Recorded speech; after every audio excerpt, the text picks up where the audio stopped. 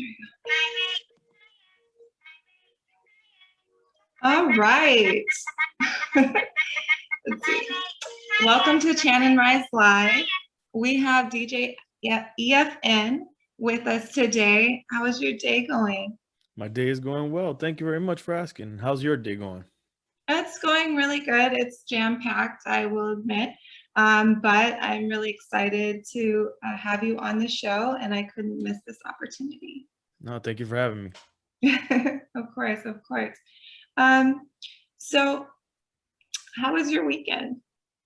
My weekend was good. It was busy with the family, with the kids. I got two young ones right now, so they keep me really busy.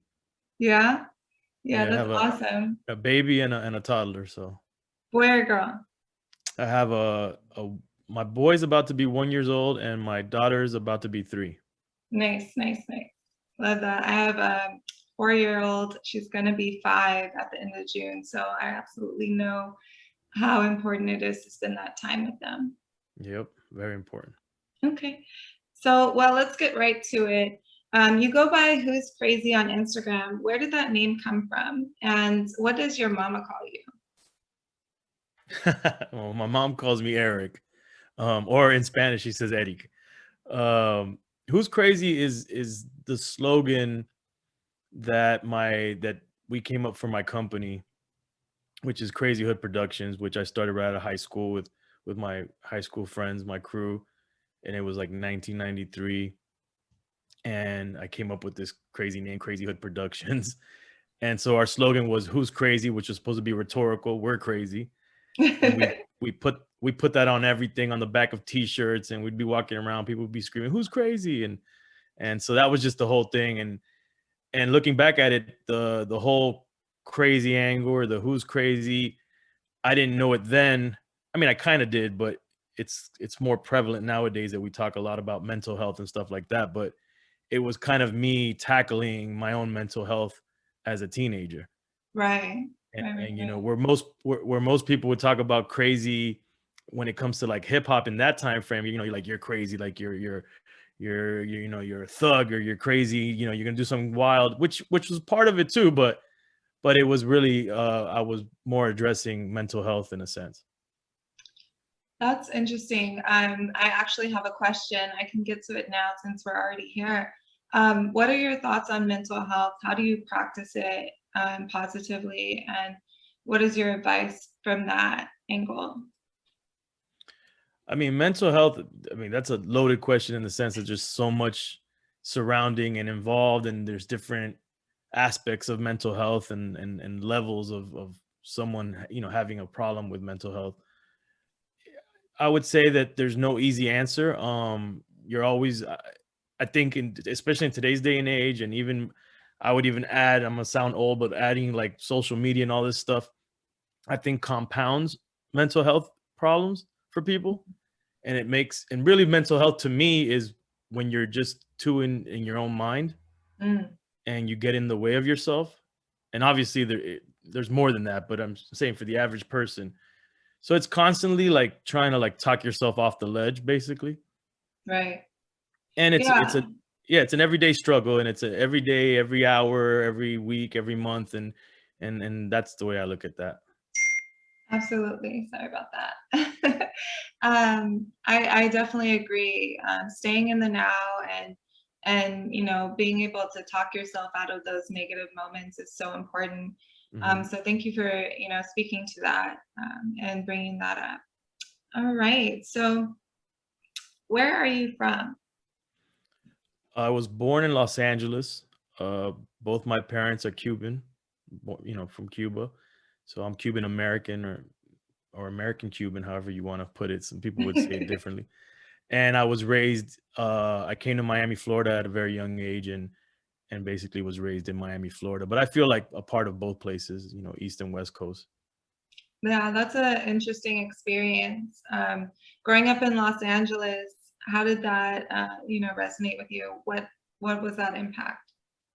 It's just a totally different vibe out there, and even though I moved to Miami at a really young age, to this day I have family over there, so I would go every year. I had my grandparents lived out there, so I would every year I would travel. So I've it was just such a different vibe than out here. I felt like it kind of created a balance for me, and it gave me different perspectives where, when I was young, I was a skater, and, I was kind of I was a wannabe surfer, and like I was into that, like, West Coast beach, lifestyle. Right. And I was just the whole West Coast vibe. It kind of like it carried over with me, and it made me a little bit of a different typical Cuban from Miami. um so that's what I feel like the LA and the West Coast vibe kind of like brought with, that I brought from that part of me. Nice. Okay. All right. Let's see. What do you do? I know it's kind of obvious, but just tell the people like what you do, just your different business aspects, and what you're working on right now. So I feel like I do a lot of things, like different kinds of things, which I've always tried to wear different hats. um but right now, currently, most people know me from the Drink Champs podcast. It's myself and legendary rapper N.O.R.E Noriega from Capone Noriega, and we've been doing that for 5 years now. And you Wow. know, it's probably safe to say we're one of the top music related podcasts, and it's also a television show as well. So Nice. we've been very lucky, and to have a lot of success with Drink Champs. I do several other podcasts. I have one called Fatherhoods, which is about parenting and fathers, kind of basically hip hop fathers. And that's another podcast I do, and I produce several others. I also produce a documentary series called Coming Home, where it's like a hip hop travel documentary series. Mhm. And I do marketing and promotions and consulting and music, and kind of do a little bit of everything when it's surrounding hip hop culture in the music industry. Yeah, what drew you to the hip hop culture and doing what you do now? It just seems like you've just been such a legend when it comes to the game, and just doing some background checking. I'm like, okay, like you never stop. So Right. what is it that draws you in? I mean, at a young age, I loved music. I love all kinds of music, outside of hip hop. I love everything, and whatever music speaks to me. I was always into music. So what happened is that as hip hop started to grow and kind of infiltrate my life at a young age, I'm talking about junior high time, even before that, maybe elementary school even. Um, I'm starting to notice that this is the music of my generation, that it was like at its early stages. And I I've just decided, like, I want to be I have an opportunity here to like be a part of history, is the way I felt. And at the same time, hip hop was kind of like almost my surrogate father in a sense, because my Mm, father wasn't really around much when I was young. mm, And and I had my mom in my life, which I'm very grateful for, but there's only so far that my mother could kind of contribute to a young boy growing up, and I'm out in the streets doing all kinds of crazy dumb shit. So I didn't have that male figure to kind of guide me in certain situations, and hip hop almost was kind of like that surrogate father that helped me, navigate, the sort of say the streets at the time. And so those two things kind of helped me just fall in love with the culture. When I found out that the music was one thing, the rap music, but that this rap music had this bigger culture to it, with yeah, with the dance and the DJing and the all the elements. right. I was all in. And I, at first, I was just a fan of it, and at one point I decided, you know what, I want to get involved. And because locally it was even more at its infancy than it was nationally or even New York at the time. So I was like, let me get in on the local level and see what I can do to help grow our scene here locally in Miami. That's dope. That's dope. What was the first song like you fell in love with that like brought you into it? I mean, that's tough because there's just a lot of tracks that were like around. I would say that there was a lot of hip hop songs that were around that I was listening to, but it wasn't until that I loved, by the way, and I could say like Dougie Fresh, Lick Rick, Run DMC, Beastie Boys, Two I Live don't Crew, want to all that get you in stuff. trouble. No, no, no, no, no, no. But what I always, and this is, I've said this often, the two groups that really like, that's it, I was locked in, was Public Enemy and N.W.A. Oh wow. And it's because up until that point, the music rap music hadn't really expressed a lot of emotion, and you know, I just didn't get a lot of emotion out of rap music at that time. It was more party. It was just, it just didn't translate to me emotionally. And when N.W.A hit the scene, you know, they were telling you what was going on in Compton. They're telling you what's going on in the streets, and you're just like, damn, like you're either scared or you're like, what? And then Public Enemy's telling you socially what's going on, and I just, you could feel that emotion from the music, Yeah. and I was like, wow, this is powerful music. Like this can really make, like, change things. Like this, it's different. It felt Yeah. different. And that's what drew me in the most. Those two groups. Yeah. Yeah. For me, it was Outkast Bombs Over Baghdad. That was like the first song for me, and it was just so like powerful, and I was just like, whoa, I have to get more. So I would just listen to the radio and make mixtapes and stuff. So crazy that that was the era we kind of grew up in where we had to work for the music, you know. Right. Yeah. Yeah. Okay. All right. So um where do you feel like was your initial start? Like what was the first thing you did? What was the first step you took? Well, the first step was creating the name of the company. What I needed to have, like, a brand in my mind to start to go out there and do something that represented that brand. So creating the name was first, and then we didn't have any resources. I didn't, you know, we didn't have money. Actually, I didn't even have any real direction. I just knew I wanted to do something. I wasn't even Right. DJing yet. Excuse me? Oh, I said right. Oh, so yeah, I didn't even have my turntables. I wasn't a DJ yet. So I couldn't afford them. So I was Yeah. like, what can we do? And as a crew, you know, we had some numbers, and we could kind of, like, you know, we had the manpower to do some stuff. So the first thing that we decided to do was do a party. Because at that time, you know, a lot of people probably can't even imagine this now, but at that time, there wasn't a lot of places to go to listen to hip hop, Right. and to experience hip hop. Like the clubs weren't really happening. They didn't have hip hop playing at the time. Wow. First of all, we're teenagers. We couldn't really go to clubs. There wasn't like teenager clubs at the time. There was, but not hip hop ones. You know, maybe the skating ring was the only other place that Yeah. maybe you could hear. But Yeah. to a diehard hip hop head at that time period in the early 90s, there wasn't much of anything. So what we were doing as a local community is creating these hubs, these parties. We would call them, they would either be house parties or warehouse parties. And then even Miami, they had ranch parties out Mm. in like the boonies.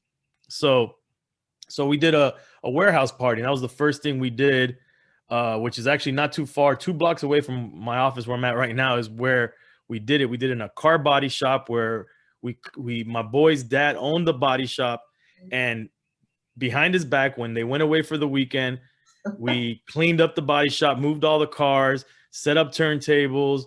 You know, we didn't even have liquor. It was like, it was free soda. So we had soda. We were charging $5 at the door. We had flyers already out, you know, that every hip hop head in the city kind of, because that everybody, you didn't have places to go, so you found out about these parties. And we had everybody at that event, and unfortunately it got shot up. These two, like a rival crews, like a gang and this other crew, they got in a little shootout, and somebody unfortunately got shot and went to the hospital. But other than that, it was a successful event.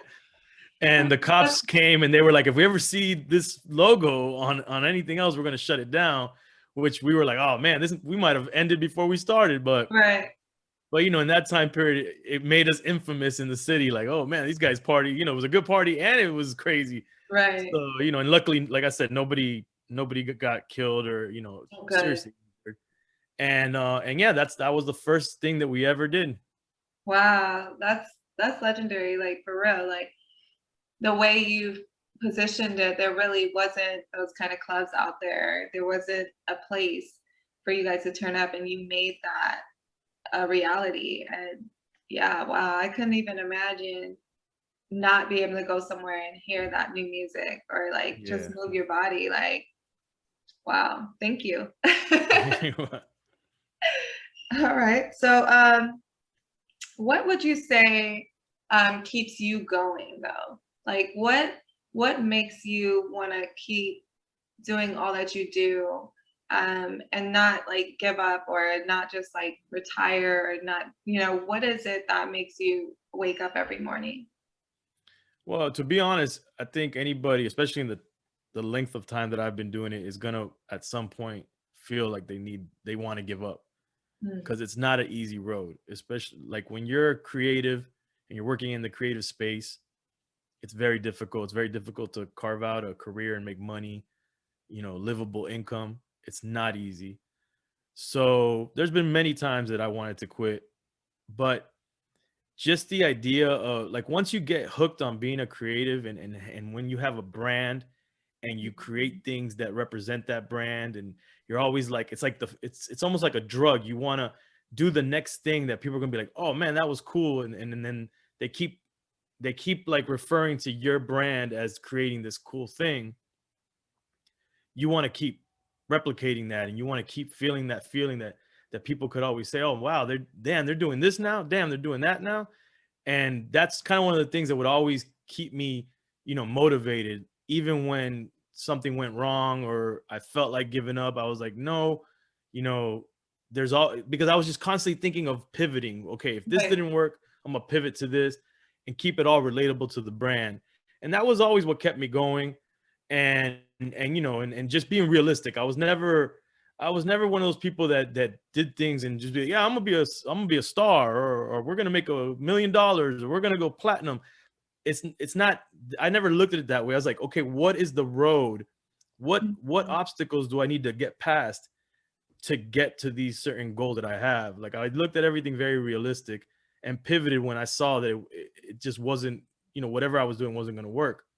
But now my life has changed with my children, and that's one of the biggest inspirations to me to keep going, because I not only to provide a life for them, and make sure I put food on the table and a roof over their head, but also as an example that when they're a little older, I can explain to them, this is what your dad did, this is the road that I took, and I never gave up at doing certain things, and sometimes this didn't work, and I just want to be a good example to them of longevity and consistency.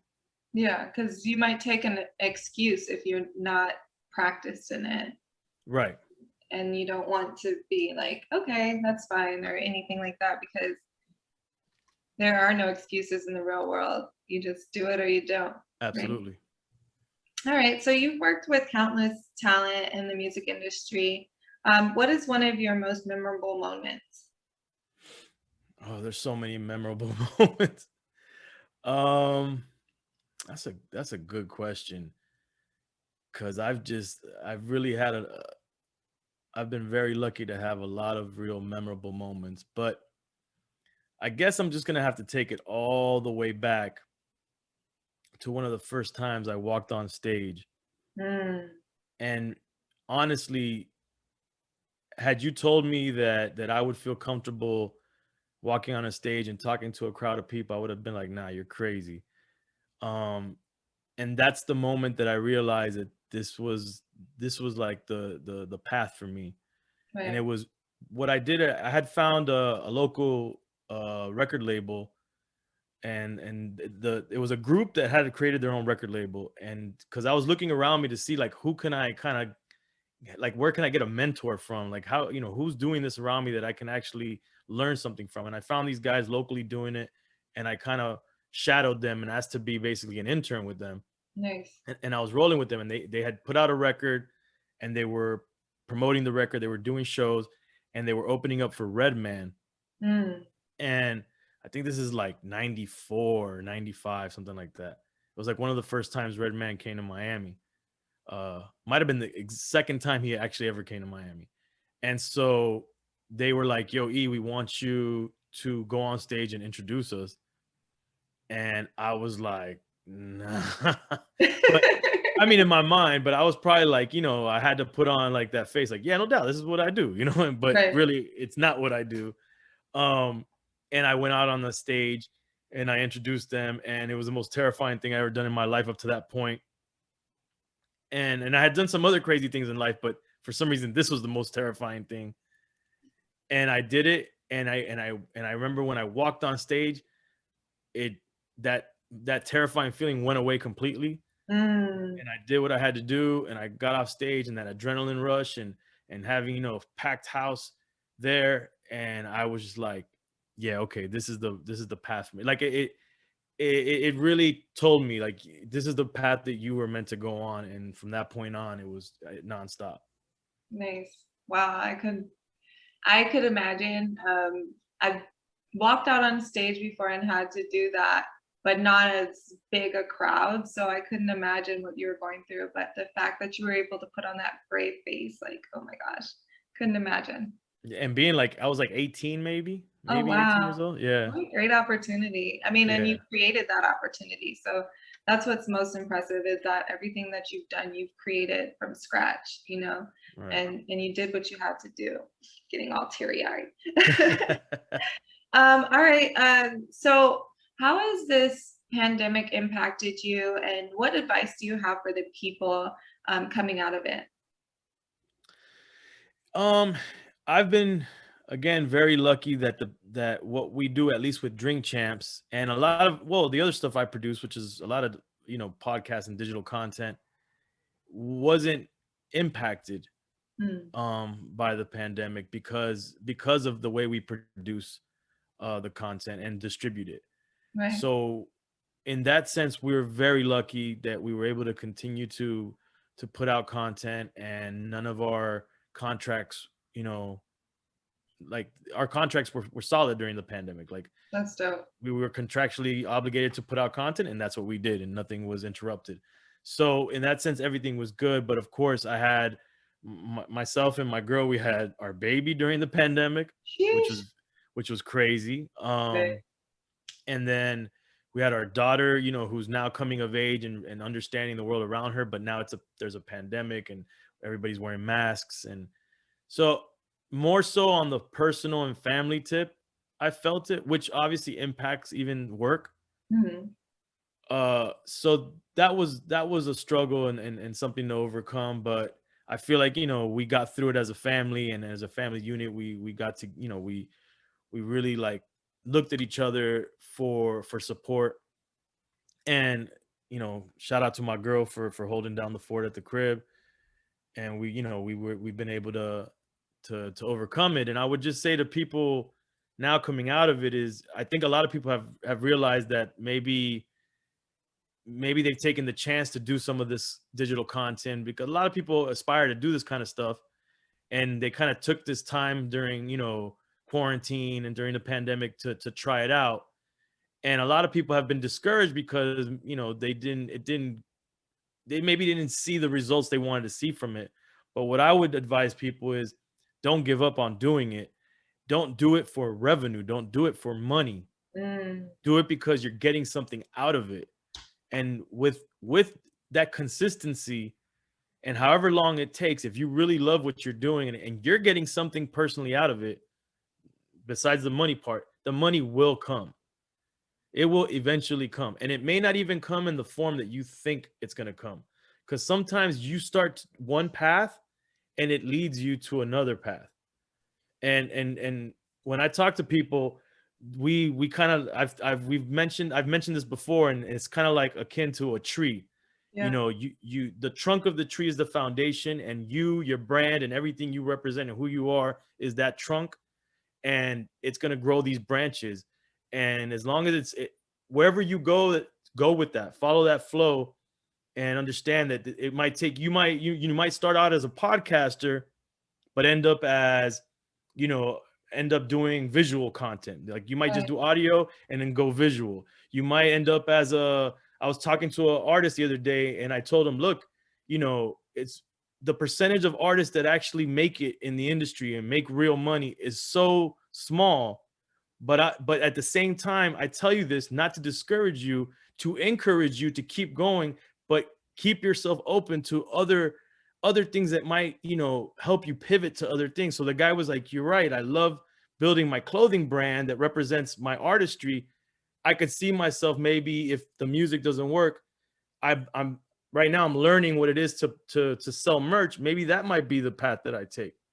So you got to just keep yourself open, and you know, and push forward and be consistent. and don't give up, but be able to pivot at the same time. And I know that was I probably went on a tangent and went in all different directions like a tree with a bunch of No, I branches. loved it. I loved it. I mean, I just feel bad because now time's run out, and I know you're a very busy person, but what's next for you and where can they find you?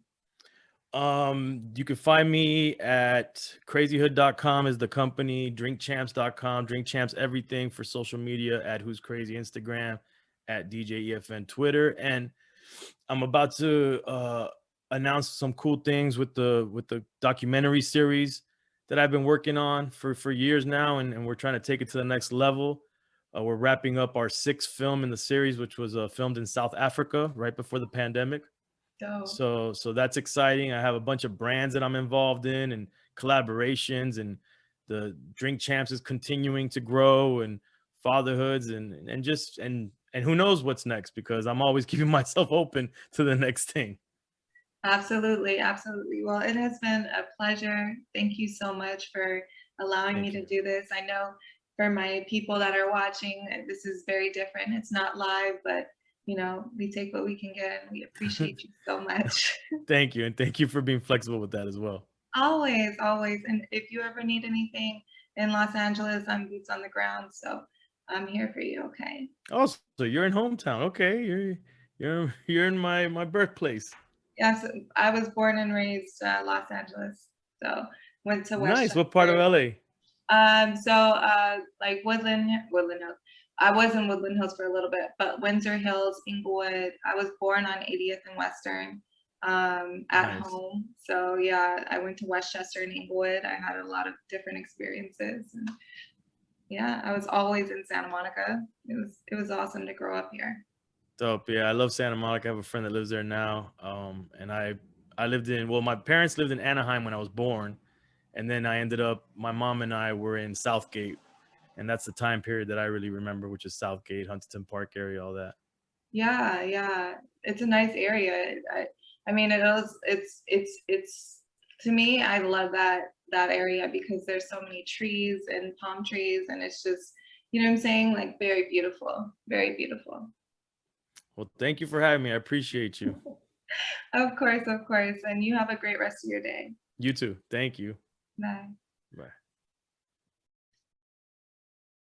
Well, guys, this has been Shannon Rise Live. And you guys stay blessed and have a great day.